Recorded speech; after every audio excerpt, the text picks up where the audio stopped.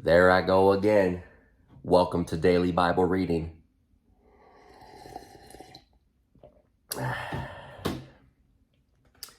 That's right, we continue with our story, Gospel of Luke, chapter 6. One Sabbath day, as Jesus was walking through some grain fields, his disciples broke off heads of grain, rubbed off the husks in their hands, and ate the grain. But some Pharisees said, "Why are you breaking the law by harvesting grain on the Sabbath?" Jesus replied, "Haven't you read in the scriptures what David did when he and his companions were hungry?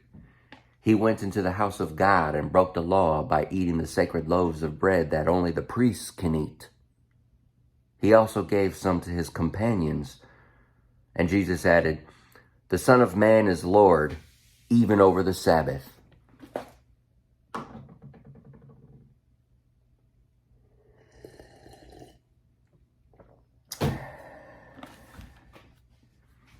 On another Sabbath day, a man with a deformed right hand was in the synagogue while Jesus was teaching.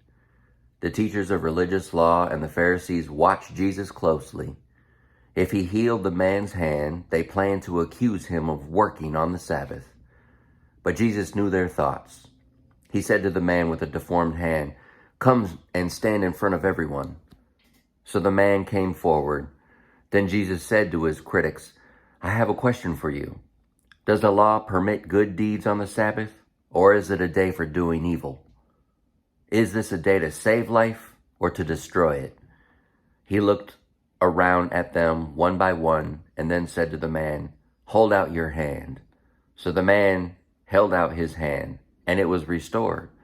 At this, the enemies of Jesus were wild with rage and began to discuss what to do with him. One day soon afterward, Jesus went up on a mountain to pray, and he prayed to God all night. At daybreak, he called together all of his disciples and chose 12 of them to be apostles.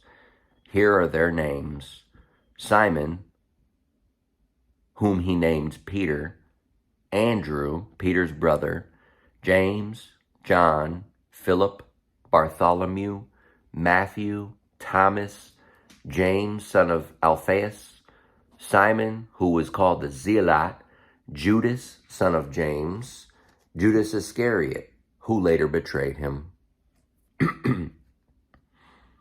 When they came down from the mountain, the disciples stood with Jesus on a large level area, surrounded by many of his followers and by the crowds.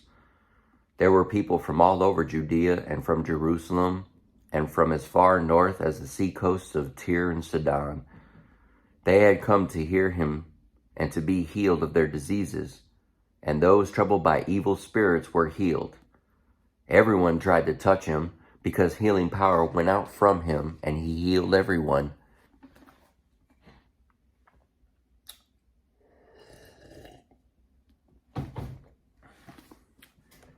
Then Jesus turned to his disciples and said, "God blesses you who are poor, for the kingdom of God is yours. God blesses you who are hungry now, for you will be satisfied. God blesses you who weep now, for in due time you will laugh.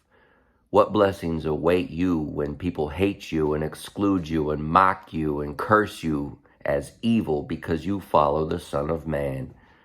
When that happens, be happy. Yes, leap for joy, for a great reward awaits you in heaven. And remember, their ancestors treated the ancient prophets that same way. What sorrow awaits you who are rich, for you have your only happiness now. What sorrow awaits you who are fat and prosperous now, for a time of awful hunger awaits you. What sorrow awaits you who laugh now, for your laughing will turn to mourning and sorrow. What sorrow awaits you who are praised by the crowds, for their ancestors also praised false prophets. But to you who are willing to listen, I say, love your enemies, do good to those who hate you, bless those who curse you, pray for those who hurt you. If someone slaps you on one cheek, offer the other cheek also. If someone demands your coat, offer your shirt also. Give to anyone who asks, and when things are taken away from you, don't try and get them back. Do to others as you would like them to do to you. If you love only those who love you, why should you get the credit for that? Even sinners love those who love them. And if you do good only to those who do good to you, why should you get credit? Even sinners do that much. And if you lend money only to those who can repay you, why should you get credit? Even sinners will lend to other sinners for a full return. Love your enemies. Do good to them. Lend to them without expecting to be repaid. Then your reward from heaven will be very great, and you will truly be acting as children of the Most High. For he is kind to those who are unthankful and wicked. You must be compassionate, just as your Father is compassionate. Do not judge others, and you will not be judged. Do not condemn others, or it will all come back against you. Forgive others, and you will be forgiven. Give, and you will receive. Your gift will return to you in full, pressed down, shaken together to make room for more, running over and poured into your lap. The amount you give will determine the amount you get back. Then Jesus gave the following illustration. Can one blind person lead another? Won't they both fall into a ditch? Students are not greater than their teacher, but the student who is fully trained will become like the teacher. And why worry about the speck in your friend's eye when you have a log in your own? How can you think of saying, "Friend, let me help you get rid of that speck in your eye," when you can't see past the log in your own eye? Hypocrite! Get rid of the log in your own eye. Then you will see well enough to deal with the speck in your friend's eye. A good tree can't produce bad fruit, and a bad tree can't produce good fruit.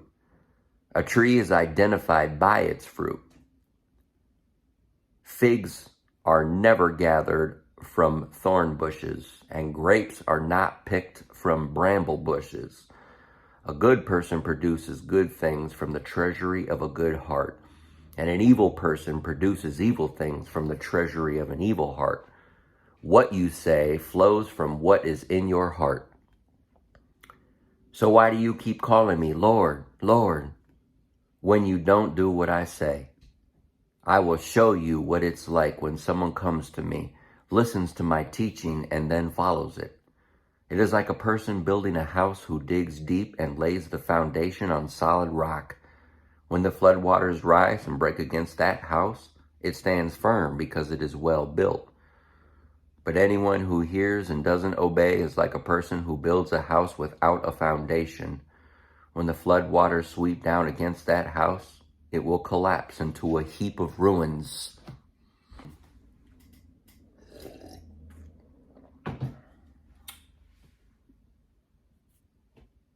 Trying to get this log out of my eye.